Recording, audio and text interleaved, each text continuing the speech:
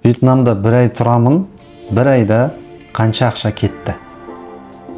Сіздерге есеп. Міне қараңыздар. Квартираға 425 мың теңге төледім бір айға.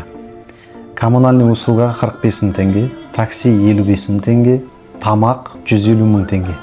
Общий барлығы 675 мың теңге кетті бір айға.